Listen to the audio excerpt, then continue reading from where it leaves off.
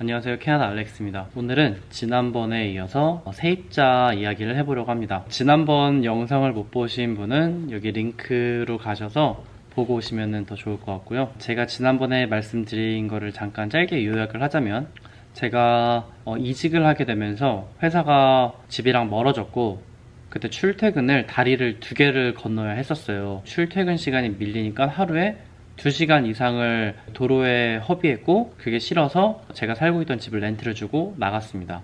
그러면서 한 부자에게 렌트를 줬고, 주 계약자는 아빠였고 실제 거주를 하는 건 아들이었죠. 근데 아들이 여러 문제를 일으켰습니다. 소음을 만들고 발코니에 짐을 이렇게 쌓아놓고 해가지고 스트라타한테 한 달에 한 번꼴로 경고장을 받았어요. 그런 여러 가지 문제가 있었고, 제가 참다 못해 나가라고 얘기를 하기로 했거든요. 근데 정말 다행인 거는 아버지는 그래도 제정신이 있는 사람이라서 제 편은 아니겠지만 상황을 더 악화시키지 않으려고 했어요. 2월 중순쯤이었는데 그때 아저씨가 말씀하시길, 너가 2월 초쯤에 나한테 2month 노티스를 준 걸로 해서 3월 말에 나가는 거를 레터를 써달라고 하더라고요.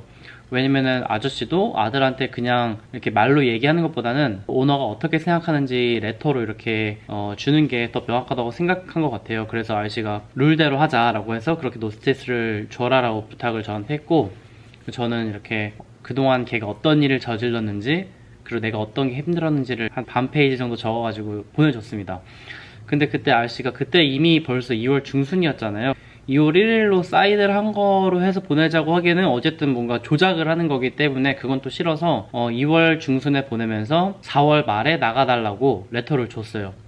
그러더니 그 아들이 노발대발 하면서, 그 아들이 저한테 본인이 이웃 주민과 있는 문제를 가지고 저한테 컴플레인을 한 거죠. 근데 그거는 사실은 그 RCMP에 연락하던가 본인이 해결해야 되는 건데, 제가 해줄 수 있는 것 이상으로 욕을 했으며, 문자도 막 밤늦게도 보내고, 그런 것들이 제가 갖고 있던 고민이었고, 제가 걱정했던 거죠. 스트레스 받으니까. 그래서 밤늦게 문자하고 내가 인스펙션 하겠다고 방문을 하겠다고 했는데, 그것도 거절하고, 아들이 했던 말이, 너가 이 빌딩에 문제가 있어서 팔지 않고 렌트를 준 거 아니냐. 그러니까 저는 제 이유는 이직을 하기 때문에 옮긴 거지만, 그 사람은 모르잖아요. 제가 재직 증명서 떼주지 않는 이상. 근데 그 아들이 하는 말이, 야, 너가 이 집에 살면서 불편을 겪었으니까, 또 그런 문제들이 있으니까 팔지 못하고 렌트를 준 거 아니냐 라고도 하더라고요. 그래서 저는 더 이상 또 얘 패턴이 뭐냐면은, 대화가 잘 안 돼요. 그러니까 어떤 문제가 발생하면은 그거에 대해서 그럼 내가 이거 해줄게 라고 하면은 오케이 하고 그냥 끝내면 되는 건데, 자꾸 그 자기의 감정들을 얘기하는 거죠. 그러니까 어떻게 할지만 정하면 되는 건데, 그러더니 또 빌딩 문제가 있어서 렌트 주고 나간 거 아니냐 그런 얘기를 하고. 근데 저는 어쨌든 주계약자인 아빠랑 얘기가 이미 끝났잖아요. 그리고 2month 노티스도 줬고, 그 당시 제가 걱정했던 게 뭐냐면은 제가 노티스를 주고 나서 세입자는 디스퓨트를 할 수 있어요. 그 조정위원회라는 곳이 있는데 거기다가 디스퓨트를 하는 거죠. 그러면은 제가 2달 후에 나가라라고 했던 게 그 순간 무효화가 되면서 조정위원회에서 잘잘못을 가려줍니다. 그럼 세입자가 잘못한 거다라고 결론이 나면은 그 나가는 날짜가 다시 정해지는 거죠. 그런데 제 친구 중에 한 경우가 있었는데, 그 친구도 나가라고 노티스를 줬고 세입자가 디스퓨트를 했어요. 근데 심지어 왜 내가 디스퓨트 하는지 코멘트를 적지도 않고 그냥 디스퓨트 버튼을 눌렀는데, 그것만으로도 일단은 그 날짜에 나가지 않아도 되는 게 돼버린 거예요. 그러니까 법이 세입자한테 유리하게 돼 있는 거죠. 그리고 그 조정위원회가 할 일이 엄청 많을 텐데 제 거를 빨리 봐주지 않잖아요.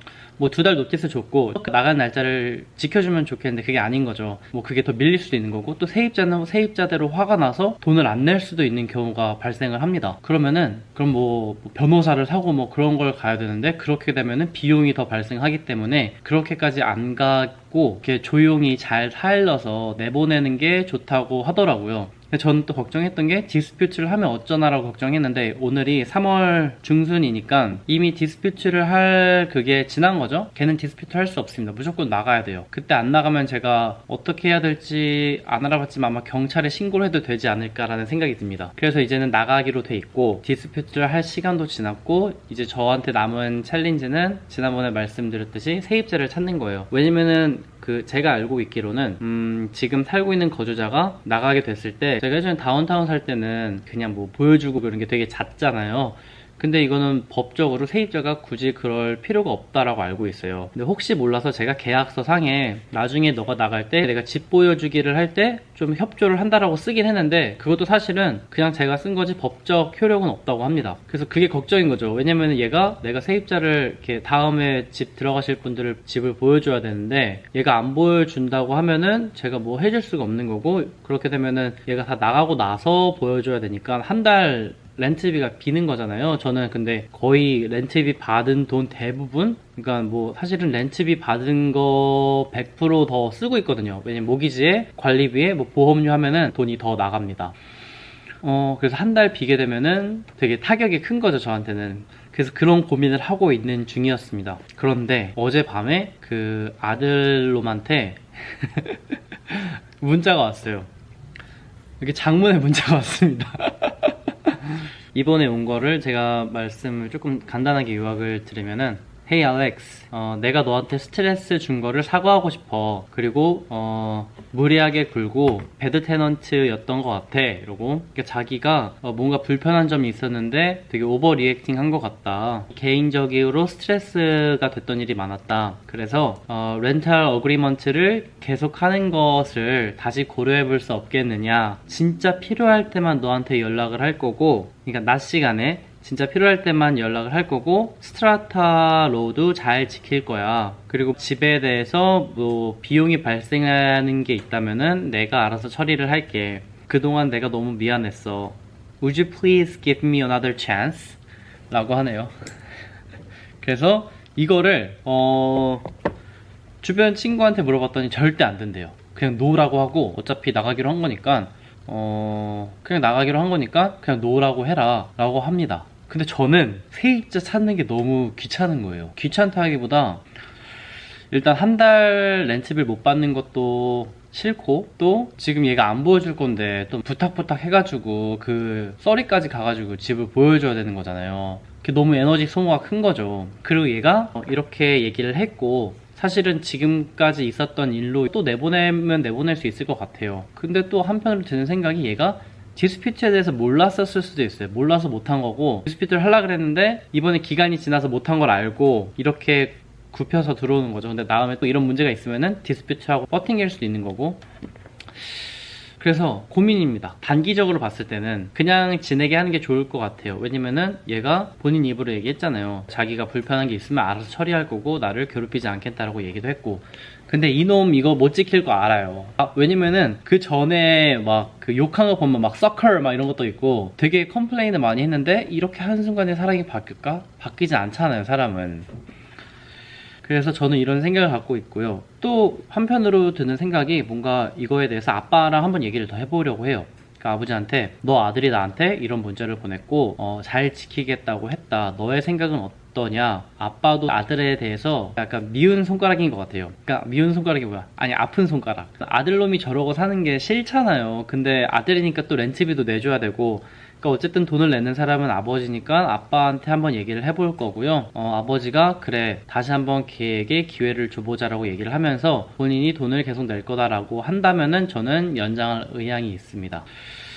그런데 모르겠어요. 이게 또 나중에 한 몇 개월 뒤에 땅을 치고 후회할 수도 있겠죠. 내가 그때 걔를 그냥 내보냈어야 되는데 멍청한 선택을 했다라고 하면서 어려워요. 어려운 결정입니다. 그래서 구독자님들의 의견이 필요합니다. 저 어떻게 할까요? 왜냐면 지난번 영상 올렸는데 댓글을 정말 많이 달아주셨어요. 그리고 제가 나만 이런 일이 있구나, 내가 진짜 운이 지지 없구나라고 생각을 했는데, 그게 아니라 저보다 더 심한 세입자를 맞으신 분들이 많더라고요. 그래서 나는 진짜 아무것도 아니었구나, 얘 정도면 진짜 심하지 않구나. 그래서 구독자님들 생각은 어떤지 댓글에 남겨주세요. 제가 얘를 계약을 계속 유지해야 되는지, 아니면은 그냥 지금 기회가 됐을 때 내쫓아야 하는지. 우선은 얘를 계속 데리고 있는다면은 다음에 또 이런 문제가 있을 때 2months 노티스를 줘서 내보낼 수 있을 것 같아요. 그리고 돈 같은 경우는 못 받는 경우도 있다고 하시는데, 저는 사실 그 아버지를 신뢰하거든요. 그 아버지는 뭐 한 직장에서 30년 이상 일하시고, 그럼 어르신들 중에 사실 안 그렇잖아요. 뭔가 그 몇 푼 때문에 자기가 이렇게 쌓아온 그런 거를